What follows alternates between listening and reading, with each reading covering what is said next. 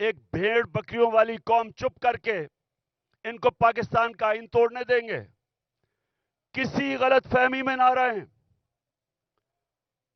ساری قوم کا فیصلہ ہے کہ وہ پاکستان کے آئین کے ساتھ کھڑے ہیں. اور چیف جسٹس کے اوپر جس طرح کا پریشر ڈالا جا رہا ہے، جس طرح اس کے خلاف پروپیگنڈا کر رہا ہے یہ مافیا، جو ججز کے خلاف پروپیگنڈا کر رہا ہے، میں آج یہ مافیا کو بتانا چاہتا ہوں کہ ساری قوم اس ملک کے آئین اور اس ملک کے ججز کے ساتھ کھڑی ہے جو آئین کے ساتھ کھڑے ہیں. اور میں آج اناؤنس کر رہا ہوں کہ انشاءاللہ اگلے ہفتے سے میں جلسے کروں گا، شروع کروں گا ادھر سے، اور 14 مئی تک اٹک تک جلسے کروں گا. میں پبلک میں نکلوں گا، عوام کو تیار کروں گا، اور عوام کو تیار کروں گا کہ ہم کسی صورت یہ جو 2 کیئر ٹیکر پنجاب میں گورنمنٹ اور پختونخوا میں جن کا مدت ختم ہو چکی ہے، ان کی کوئی قانونی حیثیت نہیں ہے، ان کا جواز آج بالکل غیر قانونی ہے. تو ہم ڈیمانڈ کریں گے کہ ہمیں الیکشن دیے جائیں. پنجاب کا الیکشن اناؤنس ہو چکا ہے، اس کی کیمپین شروع کر رہا ہوں. پختونخوا کے لیے ہم ہائی کورٹ میں، ہم سپریم کورٹ میں جائیں گے. وہاں کے لوگوں کے لیے بھی الیکشن چاہتے ہیں، کیونکہ 70% پاکستان میں عوام کی کوئی نمائندگی نہیں ہے. ہمارا آئین پاکستان کا کہتا ہے کہ اللہ کی حاکمیت کے بعد عوام کے نمائندوں کی حاکمیت ہے.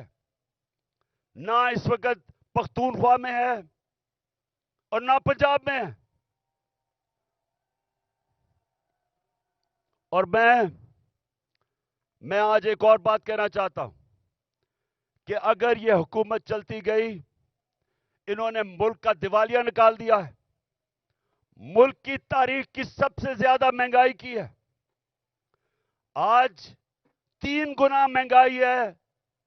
جب جنرل باجوہ نے ہماری سازش کے تحت گورنمنٹ گرائی تھی، 1 سال میں 3 گنا مہنگائی ہے پاکستان میں. آج سن لو ذرا سارے پاکستانیوں، آپ کے بینک میں 1 سال پہلے جو 100 روپیہ تھا، آج وہ اس کی صرف خریدار کی قوت 62 روپیہ رہ گئی ہے. اور اگر جس کو کہتے ہیں، جو ہر انسان استعمال کرتا ہے، جس کو سینسٹو پرائس انڈیکس کہتے ہیں، اس میں اگر 100 روپیہ تھا تو آج صرف 52 روپے رہ گئے. یعنی کہ تقریباً آدھا پیسہ ہو گیا آپ کا 1 سال کے اندر، جب سے یہ امپورٹڈ کرپٹ لوگوں کی حکومت آئی ہے، این آر او والی حکومت آئی ہے. تو جب انہوں نے ملک کا دیوالیہ نکال دیا، تاریخی قرضے لے لیے، مہنگائی میں لوگ ڈوب رہے ہیں، فیکٹریاں، انڈسٹری بند ہو رہی ہے، بے روزگاری بڑھ رہی ہے، اور اس کے علاوہ دنیا میں پاکستان ذلیل ہو رہا ہے. جو بلاول بھٹو ہندوستان گیا ہے، جس طرح کا وہاں رویہ ہندوستان کے فارن منسٹر کا تھا، یہ ہم سب کے لیے شرمندگی کا باعث ہے. سوال یہ پوچھتے ہیں کہ ساری دنیا کے چکر لگا رہے ہو بلاول بھٹو، پہلے بتاؤ جانے سے پہلے آپ یہ کسی سے پوچھتے ہیں کہ جب آپ ایک ملک کا پیسہ خرچ کر رہے ہیں، ڈالر خرچ کر رہے ہیں ٹرپس پہ، تو اس کا فائدہ اور نقصان کیا ہوگا؟ کیا فائدہ ہوا آپ کو ہندوستان میں جا کے، جس طرح کا اس نے زبان استعمال کی ہے؟ اور میں آج ہندوستان کے فارن منسٹر کو بھی کہنا چاہتا ہوں کہ کیا آپ میں کوئی تہذیب نہیں؟ کیا آپ میں کوئی ایٹیکیٹ نہیں کہ ہمارے آپ کے ملک میں ایک مہمان آتا ہے، یا تو اس کو بلائیں نا، لیکن بلا کے اس طرح ذلیل کرنا یہ ہندوستان پہ ریفلیکٹ کر رہا ہے. یہ آپ کا جو تکبر ہے، میں نے یہ جو تکبر آپ میں دیکھ رہا ہوں، یہ یاد رکھیں کہ اللہ کا قانون ہے کہ جو طاقتور ہے وہ ہمیشہ طاقتور نہیں رہتا، اور جو کمزور ہے وہ کمزور بھی ہر باری نہیں، ہر وقت نہیں رہتا. انشاءاللہ ہمارا ملک اٹھے گا اور قانون کی حکمرانی کے اوپر ہم کھڑا کریں گے، رول آف لا پہ اس قوم کو کھڑا کریں گے اور انشاءاللہ ایک عظیم ملک بنائیں گے. لیکن اس سے پہلے ملک میں الیکشن کی ضرورت ہے. اس ملک میں الیکشن ہو، عوام کے نمائندے اوپر آئیں. یہ جو گھس بیٹھی ہے سازش کے تحت، پیسے چوری کے پیسے سے لوگوں کو خرید کے، اور یہ جو اوپر آ کے بیٹھے ہیں، یہ جب تک ہے ملک نیچے جاتا رہے گا. یہ جو جنرل باجوہ نے تحفہ دیا ملک کو، جو اس ملک کو تباہی، جو جنرل باجوہ نے ملک سے کیا ہے، کوئی دشمن بھی نہیں کر سکتا تھا. کوئی دشمن ایک سال میں پاکستان کو وہ نقصان نہیں پہنچا سکتا تھا جو جنرل باجوہ پہنچا کے گیا. اور یہ جو شہباز شریف ہے، میں سے سوال پوچھتا ہوں کہ تم برطانیہ کیا کر رہے ہو؟ تم جو برطانیہ چلے گئے ہو، آپ کے پاس ٹائم اتنا زیادہ ہے؟ کیا آپ کو پتا نہیں کہ یہاں 2 دن پہلے 6 ہمارے فوجی شہید ہوئے؟ 7 پارا چنار میں ٹیچر کو انہوں نے گولیاں ماری. مہنگائی تاریخی ہے. ان حالات کے اندر تم کیسے ملک چھوڑ کے وہاں چلے گئے؟ کیونکہ پیسہ تمہارا باہر پڑا ہے، بھائی تمہارا مفرور باہر بیٹھا ہوا ہے، بزنسز آپ کی باہر ہیں، بچے آپ کے باہر ہیں. آپ کی بزنسز، بچے، آپ کے علاج، سب کچھ ملک سے باہر ہے. تو ملک صرف پیسہ بنانے کے لیے آتے ہیں. اس لیے میں سارے پاکستانیوں کو آج کہہ رہا ہوں کہ دیکھیں، اب جو آج پاکستان میں حالات ہیں، یہ سمجھ جائیں کہ قوم کا وقت آ گیا ہے کہ باہر نکلنے کا. میں نکل رہا ہوں، جان کو خطرہ ہے.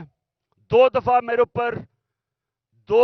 میرے اوپر قاتلانہ حملے مارنے کی کوشش کی گئی. میں نام لیتا ہوں، دونوں دفعہ ان کے پیچھے جنرل فیصل نصیر تھا. مجھے بھی اس نے مارنے کی کوشش کی، اور یہ پیچھے تھا جو تشدد ہوا اعظم سواتی پہ، اس کے پیچھے بھی یہی تھا. ارشد شریف کے قتل کے پیچھے بھی یہی تھا. اور مجھے نہیں سمجھ آ رہی کہ ایک بلاول بھٹو کے کہنے پہ جنرل باجوہ نے کراچی کے اندر ایک sector in charge ISI کا تبدیل کر دیا. ہم یہاں 1 سال 8 مہینے سے اس آدمی کا ظلم سہ رہے ہیں. کیوں نہیں اوپر خبر جا رہی کہ جناب یہ ملک کو نقصان پہنچ رہا ہے، یہ جو حرکتیں کر رہا ہے، یہ کوئی آدمی نہیں کر سکتا جو اس ملک سے پیار کرتا ہے. ہمیں ایسے کیا جا رہا ہے جس طرح ہم کوئی دشمن ہے. تو میں آج کہہ رہا ہوں کہ یہ آگے کچھ ہوا، میں نکلنے لگا ہوں. میں جلسے کروں گا اگلے ہفتے سے 14 مئی تک، میں جلسے کروں گا. کچھ مجھے ہوا، ساری قوم کو کہہ رہا ہوں کہ جنرل فیصل نصیر کا نام یاد رکھ لو، یہ ذمہ دار ہوگا. اور میری قوم، جس طرح آج آپ سارے نکلے ہیں گاؤں میں، محلوں میں، جس طرح اپنے اپنے آئین کے ساتھ کھڑے ہوئے ہیں، اور جو چیف جسٹس آئین کے ساتھ کھڑا ہے جس طرح اس کے ساتھ کھڑے ہوئے ہیں، میں آج آپ کو سلام پیش کرتا ہوں. آپ ایک زندہ قوم بن گئے ہیں. یہ یاد رکھیں گے، جب ایک قوم کا آئین گیا، اس کا مطلب اس کا قانون گیا، اس کا مطلب اس کا انصاف کا نظام گیا، اس کا مطلب کہ رول آف لا گیا، اور اس کا سب سے بڑا مطلب کہ اس قوم کی آزادی گئی. وہ قوم غلام بن گئی. وہ قوم جنگل کے قانون میں طاقت کی حکمرانی کی وجہ سے طاقتور کی غلامی کرتی ہے. تو یہ ہماری یہ سیاست نہیں ہو رہی. آزادی کے لیے سیاست نہیں کرتا. آزادی کے لیے جہاد ہوتی ہے. یہ ہم جہاد لڑ رہے ہیں. ہم اپنے ملک کو آزاد کرنے کے لیے, قانون کی حکمرانی قائم کرنے کے لیے ہم سب جہاد لڑ رہے ہیں. اور آپ نے اب میرے ساتھ چل رہے ہیں. میں اب نکلنے لگا ہوں, اور انشاءاللہ ہم تب تک سانس نہیں لیں گے جب تک الیکشن کروا کے اس ملک کو ہم آزاد نہیں کرتے. پاکستان زندہ باد.